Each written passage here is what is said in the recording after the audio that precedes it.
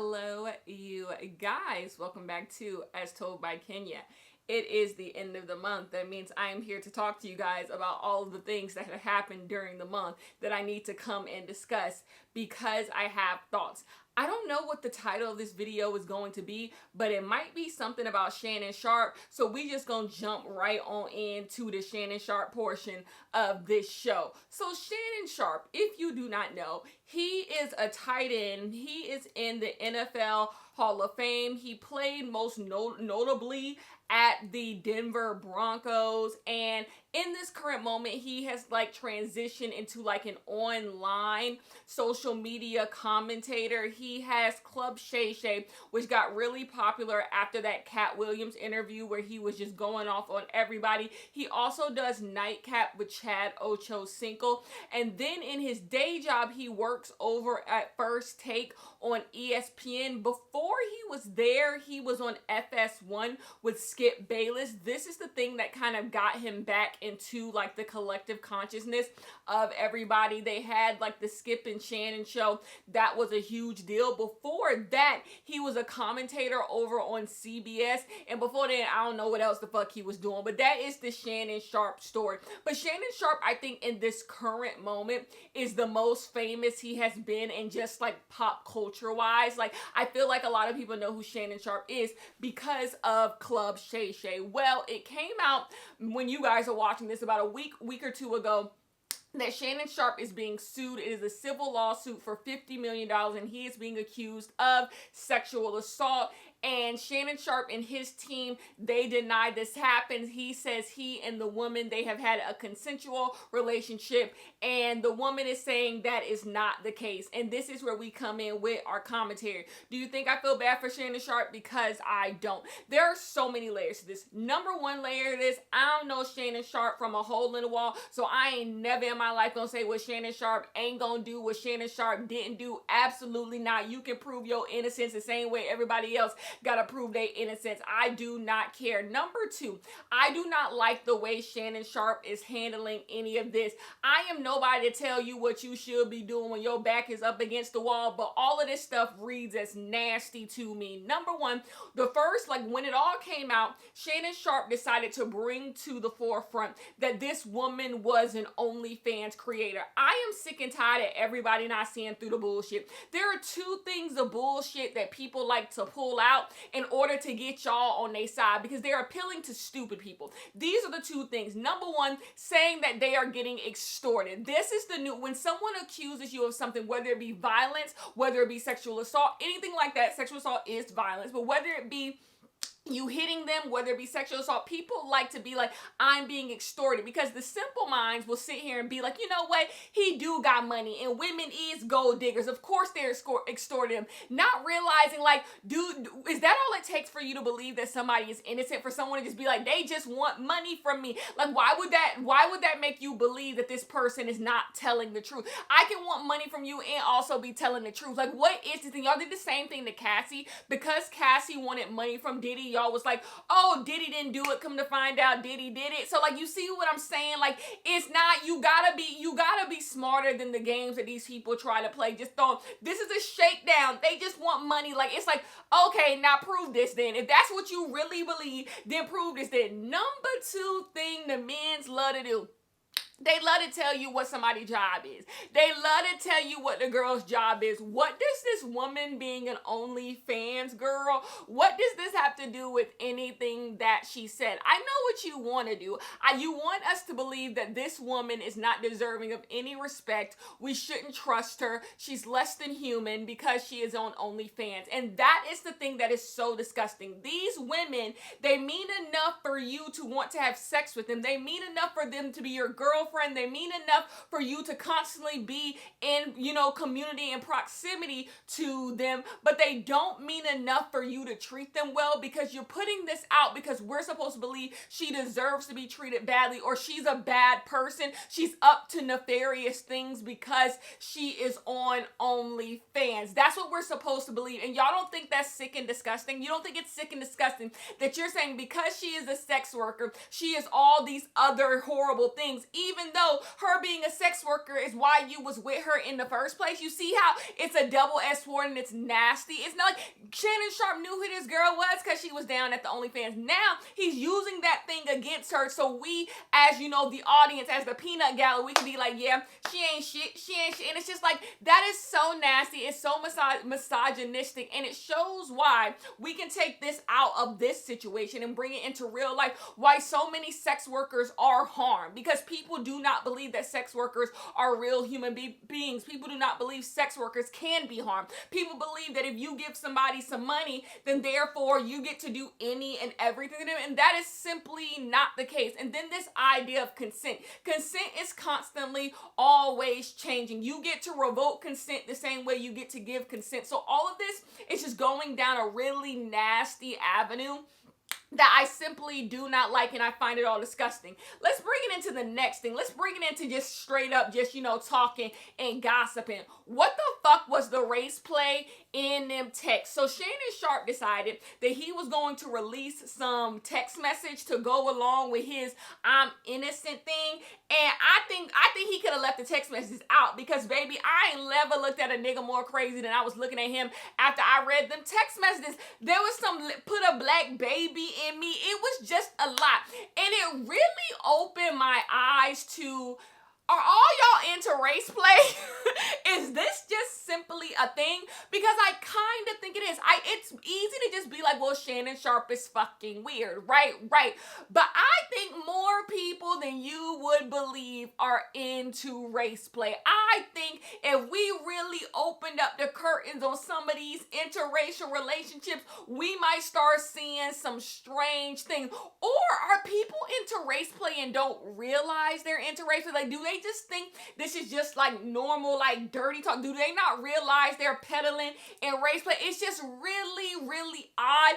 And it's so funny. Someone who is peddling in race play has been put in the forefront of the black community. That's the part of this entire thing that's really, really interesting to me. Shannon Sharpe has just been thrown in front of our face. Club Shay Shay this, ESPN this, all of this stuff. Shannon Sharpe has been everywhere for the past 2 years. And this is what he is up to. Where are we as a community? Where are we as a community? I say the same thing about Cam Newton being in front of our face. I say this about, like, where is the vetting? When are people going to start doing vetting? I do not believe Shannon Sharpe could have been doing this shit behind closed doors, and he also not weird in front of everybody. I refuse to believe it. I refuse to believe Shannon Sharpe was just walking around like a normal human being and nobody knew he was up to these weird games behind closed doors. I do not believe it. I just think there is a lot of, this is what black people deserve. I think the powers that be had decided that black people deserve the lowest common denominator in entertainment.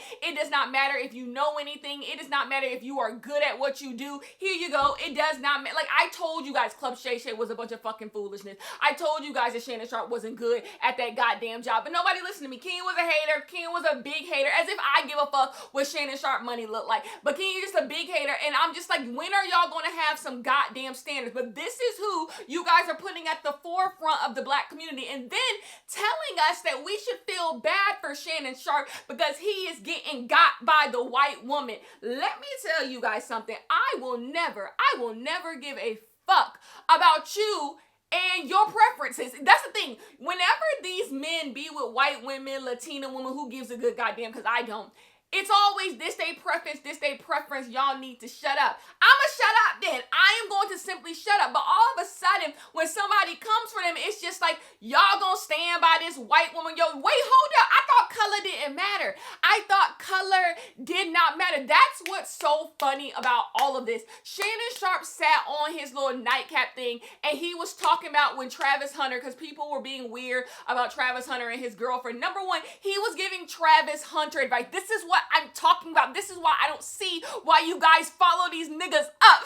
He was giving Shannon Sharpe was giving Travis Hunter advice. And you see what he was doing behind closed doors? He's offering $10 million to make shit go away, but he's giving Travis Hunter advice. Please don't listen to him, Travis Hunter. Please don't. And that's what I'm saying. Vet these people out. Vet these people. Like, you just because somebody is the same skin color as you, do not sit here and just be like, yeah, They know what they talking about. You don't know what these people are up to. And I've been telling you guys that forever. But he was over there talking about y'all don't need to be mad that Travis Hunter's girlfriend not black. Now, I actually agree with the sentiment. I don't understand why you care who every Tom, Dick, and Harry is dating. I agree with the sentiment. But he was saying color didn't matter. Shannon Sharpe was telling us color didn't matter. He was down in them text messages saying God knows what to that white woman. Color didn't matter. But all of a sudden, Tony Busby's trying to take down the black man. All of a sudden, you see why it's all just stupid. You see why it's all, when it's your preference, you get to do whatever you want. Black women so bitter, black women so nasty, black women, y'all just jealous of all these other ones. But when you caught up in some bullshit, they just trying to take down the black man. Black people, we need to stick together. They don't want to see a black person win. Shannon Sharpe was about to buy NBC. Do you see the games being run? Do you see the games being run in all of this? I have no investment in what happens with Shannon Sharpe. I genuinely do not care. If he did what that woman is claiming he did to her, I want him to rot in fucking hell. But I don't have no huge investment in what happens to Shannon Sharpe. I just want you guys to see the fucking game. Could we go back to Shannon Sharpe? I got your team. Shannon Sharpe said on his little nightcap thing with Ocho Cinco that people have been telling him to leave the little girls alone, to stop, dating people who are way younger than him. And he sat on his little podcast with Ocho Cinco, was like, I can do whatever I want. I wouldn't date none of y'all, so why do y'all care? And then he even brought up people saying that these women that he date are younger than his children. He said, well, they not my children. Shannon Sharpe, you know you said it, Shannon. Shannon, you know you said it. Shannon Sharpe has always been loud and proud about liking young women. So I'm supposed to feel bad now? You made this bed. Please go lay in it. And pulling the I'm a young black man is not going to get you nowhere with me. It's not going to get you nowhere with me because none of that shit mattered when you was doing this shit. And that don't excuse you from nothing. If you harmed that woman, it's time to pay the fucking piper, baby. Like, it's just nasty and pathetic. We don't have to bring into the fact that this woman was allegedly 19 years old. Shannon Sharpe is like 56, I think. We don't even have, that's disgusting. And to see black people, let me say something to black people. We don't need to hold on to everybody. You know how I just told you I have no investment in Shannon Sharpe? I don't see why you have any investment in Shannon Sharpe. What has Shannon Sharpe given to you that you are willing to die on the hill of Shannon Sharpe? Number one, you were not there. You don't know what relationship was had between either of these two parties. So to just jump out the window, and y'all do this all the time. Y'all do this with domestic violence. Y'all do this with stuff like Shannon Sharpe is in, where y'all just be like, I'ma just be on a man's side because you don't know this man. You don't know this man no more than you know this girl. So what makes you pick sides? Misogyny. Misogyny is the thing that makes you pick sides. But to sit up here and just be like, we need to stick beside Shannon Sharpe because Shannon Sharpe black, we don't got to hold on to everybody. We do not have to hold on to everybody and cling on to everybody for dear life because you guys, at the end of the fucking day, the day gonna end and Shannon Sharpe looks pathetic. He just simply looks pathetic. Being willing to throw $10 million at somebody for something you didn't do, it's just like, that's curious, that's weird. To play the black man card, but you was down there in the text being real into race play, that's fucking odd. This girl being 19 years old, that's fucking odd. The audio coming out of you talking about choking and all doing, that's fucking odd. Like, it's just a lot of odd shit stacking up that it don't make no sense for you to be on that man's side. It don't make no sense for you to be on that man's side. And then taking to the fact he's sucking his job. What are we doing here? What are we doing here? Shannon Sharpe, I don't have nothing for you. I don't feel nothing for you. We can go back to you, the weird comments you make towards black women, the weird coded comments you make towards black women. We can get on that too, but I ain't even gonna eat you today. So anyways, let's move on. Since we in the sports section, let's move on to Saquon Barkley. I have never been a Saquon Barkley fan. Something about Saquon Barkley has always rubbed me the wrong way. And this is 100% Monday morning quarterbacking because I already know that he weird now. But something about Saquon Barkley has always gave a little, he might not be black like me. It has always given that. And like I said, I don't give a fuck who people are married to. I can sit here and make jokes with the best of them when these niggas be popping up with their white wives. But I want to always be clear that I do not care. I simply simply do not care who Saquon Barkley sleeps next to at night. I don't care who the mother of his children is. I really simply do not give a fuck. And I think people who go too deep in giving a fuck kind of gotta go get a life of their own. I don't even care. Like I said, I don't even care if Shannon Sharpe likes white women. Like, none of this stuff matters to me. Like, this ain't my man. Like, why do I care? This means nothing to me. But Saquon Barkley, something about Saquon Barkley has always been a little like, that's an interesting fella to me. He never gave black like me. Well, the Philadelphia Eagles won the Super Bowl. They got invited to go to the White House. Donald Trump is obviously the president, and so that's always going to lead to some people wanting to go, some people not going to go. I believe in the year 2025, you step foot into the White House, it is political. You are saying something. You are aligning yourself with Donald Trump, especially what has happened since Donald Trump has gotten into office and everything that is going on. I think it is crazy to want to align yourself with Donald Trump and to believe that if you align yourself or are in proximity to Donald Trump, you are not 100% sending a message that you are okay with a lot of the stuff that Donald Trump is doing. That's the part I think that is very, very interesting. Well, Saquon Barkley decides not only is he going to go down to the White House, okay, he is going to hang out with Donald Trump. So Saquon Barkley is hanging out with Donald Trump. And I just want to say, Saquon, it ain't even worth it. It ain't even worth it. I'd rather you hang out with Donald Trump and let it be that. Let it be that. But to get on Twitter and say that you hung out with Obama too, you hung out with Trump, like you respect the office. What the fuck does that mean? This is just word salad. Like, I respect what the fuck does that mean? You respect the office of what? You respect the office of the president. What the fuck does any of that dumb shit mean? Like, you are making the choice. And what does it say? We live in a world, especially currently, where a lot of people are really okay with not having principles, not having a fundamental idea of who you are as a person. Donald Trump goes against who I am as a person. That's just simply fundamental. We don't even have to get into the meat and potatoes of anything. We can get into the meat and potatoes, but like, he just fundamentally goes against everything I want, everything I believe in, everything I stand for. He directly goes against it. What do you stand for?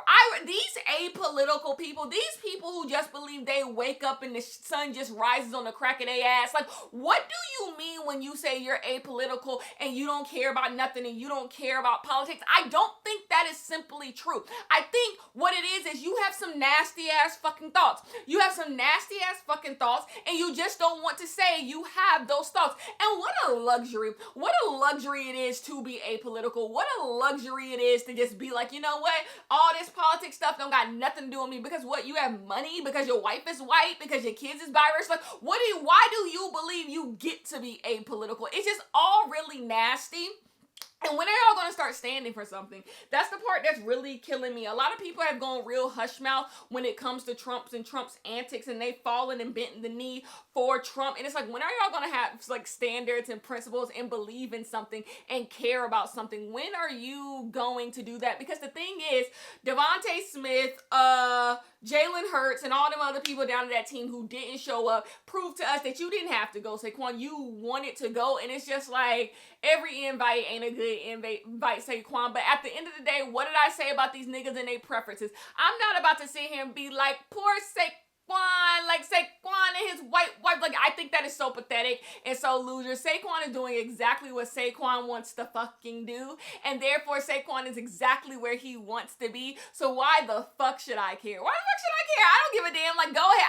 I feel really good being able to put everybody in the box that they deserve to be in. Like, okay, that's how you feel. You and Trump besties, and I'm gonna put you right over there with Trump. Like, we ain't gotta read too much in it. We ain't gotta do too much of this. That is just fine.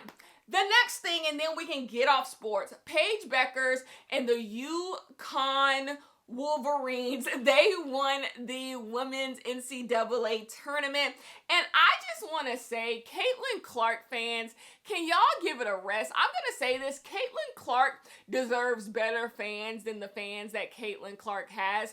I don't understand why Caitlin Clark fans, the ones on social media at least, why they are so fueled by her being in imaginary beefs with people. It is crazy. You can tweet something about Angel Reese that ain't got shit to do with shit, and your comments are going to be flooded with a bunch of Caitlin Clark fans talking shit. When is the last time Angel Reese and Caitlin Clark have interacted with each other in any meaningful way? First of all, the WNBA season is starting back now. So, like, they haven't done anything with each other for months. What could y'all be doing? But you want to know something? I always say this. Take a good trip down to YouTube, which you're on, or take a good trip down to Facebook or Google, and you will find a bunch of fake news articles and fake videos of people putting up like fake things that Angel Reese has said or done to Caitlin Clark, fueling this hate train, fueling these people to believe that there is something going on between the two of them, when like neither of them have actually said anything about each other in a really long time. But people keep putting up these fake articles. They're now doing it with Asia as well, putting up these fake articles and fake things as if Asia is going against Caitlin Clark. And then also now there's this thing between Paige and Caitlin Clark. You guys are making the WNBA really unfun. Like, it gets to a point where you have to like completely block out a whole section of like WNBA talk because it's just all so much fucking foolishness. And the thing is, like I say, Caitlin Clark is good. She's good in the W. She was obviously good in college. Like, the Fever could be an interesting team to watch. Shout out to Aaliyah Boston. And we have to literally block out all of that because the fans are so fucking odd and so fucking weird and we can't be normal. They're upset that Paige likes black people. Like, it's just really, really strange, and they're always looking for something, but they were weird. I'm gonna be honest with you. They was weird towards Juju throughout the entire college season. It's just really strange what's going on from that camp, and they're really making everything quite miserable. So now that the WNBA is back, can we please knock it the fuck off? Can we please? No one cares. Like, this stupid, fickle, dumb, every time somebody touches Caitlin Clark, oh my gosh, they just hate this white woman. It's just so stupid. It's just so stupid. And I want to talk ball again. I want to talk ball again. I want to talk about, is people good? Is people bad? What's going to happen? I want to be normal. I want to be normal. Caitlin Clark brings something really good to the game. Caitlin Clark is such a fun player to watch. I want to be normal again. I want to be able to like Angel Reese and everything be really fucking normal, but y'all can't do that, and so it's just all odd. This is the weird report. Everybody's just being really, really weird, and I want everyone to stop being really, really weird. Y'all see my shirt? Y'all see my shirt? Isn't it cute? Beyonce has started her Cowboy Carter tour. Beyonce kicked off her Cowboy Carter tour at SoFi Stadium in Los Angeles. Beyonce is doing not 1, not 2, not 3, not 4, but 5 nights in SoFi Stadium. I will not be at SoFi Stadium because I do not like LA. I have an aversion to LA. I do not like LA. Every time I go to LA, I think LA has bad vibes. That is my opinion on LA. So she was never going to see me down at SoFi. But the thing about me is, I love a good leak. I love a good leak. And baby, I watched the entire opening night show via Instagram Live when it comes to the Cowboy Carter 2. And baby, I had a ball. I know a lot of y'all do not like Cowboy Carter, the album, and that is a problem between you and nobody else. Because baby, when I tell you there are so many songs on Cowboy Carter that I am so excited to hear. If Alligator Tears don't got no fans, I'm dead. I'm dead. I am so excited to hear Alligator Tears. Yes, Kenya is excited to hear Just for Fun. Y'all know how I feel about American Requiem. I am so excited to go down to that tour. And here is the thing. I find it so funny. Every time Beyonce does something, the same people who had a problem with something Beyonce did 2 weeks ago always come back to tell us they got a problem again. If you believe Beyonce is just sick, nasty, and disgusting, why don't they just stay there? Why don't they just be like, she's sick, nasty, and disgusting, and I want nothing to do with her? I respect that. Like, you know what? You're right. There's plenty of y'all faves that I literally think are sick, nasty, and disgusting, and I literally do not talk about them.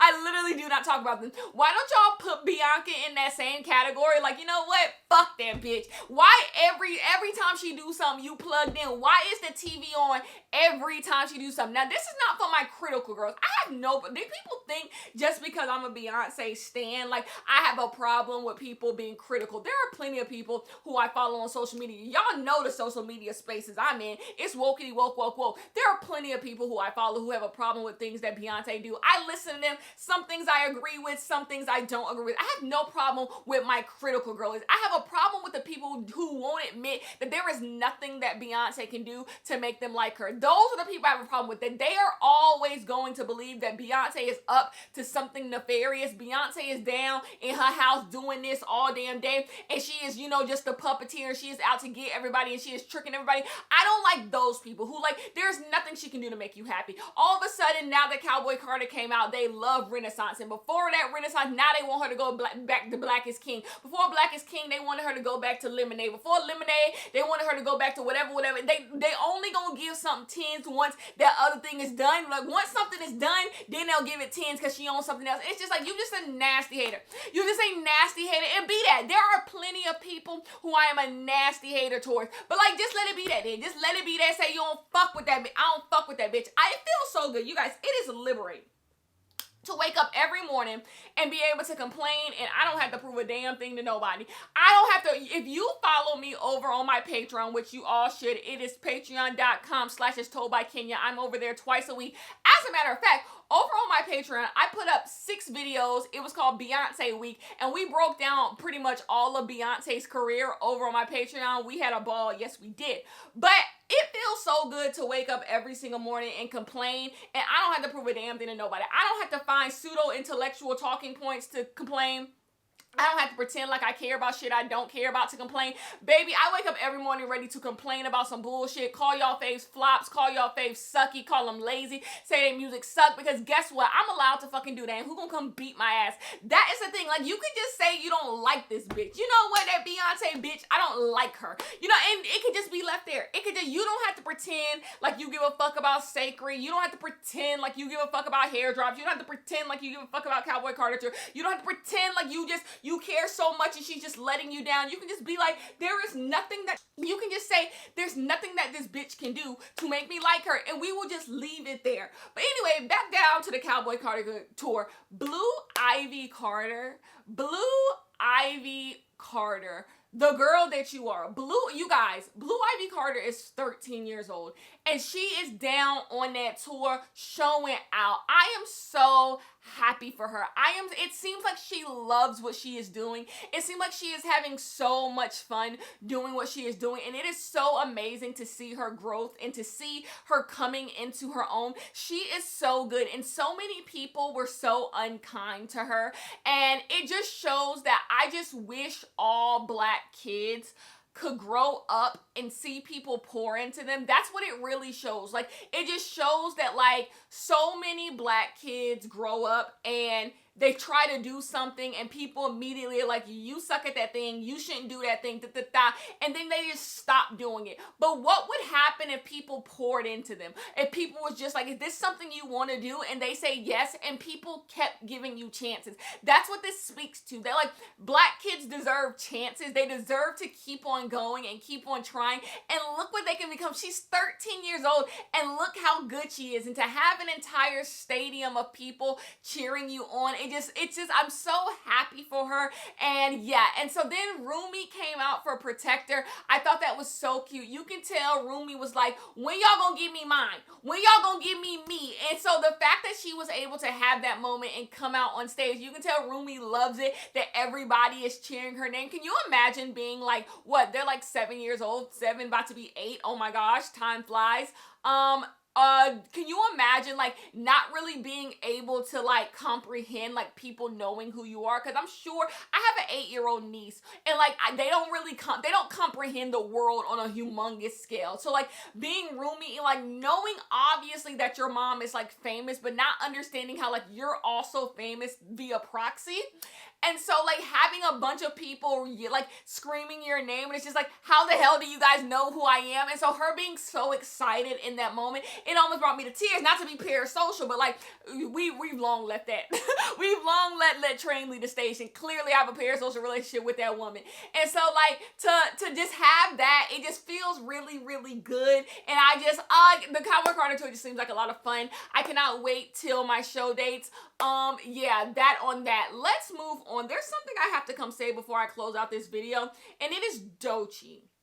Doechii got a hate train brewing, and I'm gonna say I'm not allowing it. I am not going to allow y'all to break Doechii's soul. Doechii seems to be starting off having a really, really good year. Everything was fine, and then all of a sudden, everybody woke up and decided it was time to hate Doechii. Whether it was Billboard crowning her like the woman of the year, woman music, whatever. The fact that I don't even know what it is shows you that it came at her all too fucking much. But she got that, give her hers, and then like I told you, she won the Grammy. But then there was this anxiety song, and everyone has decided that this anxiety song like really fucking sucks and it's awful, and they all need to tell everybody about it. And I'm not supposed to believe this is just like a pointed attack towards Doechii. Yes, I believe that if you are a dark-skinned woman and you are occupying space, there are going to be a bunch of people who are hypercritical of you just fucking because.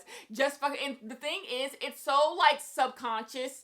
A lot of people don't even realize that's why they're doing it. I made a whole video on Patreon about this, how a lot of people believe it is their job to make sure darker skinned women stay in their place. That, you know what, let me tell you a little bit about you. And they don't even realize that they're doing it. Like, it's so innate.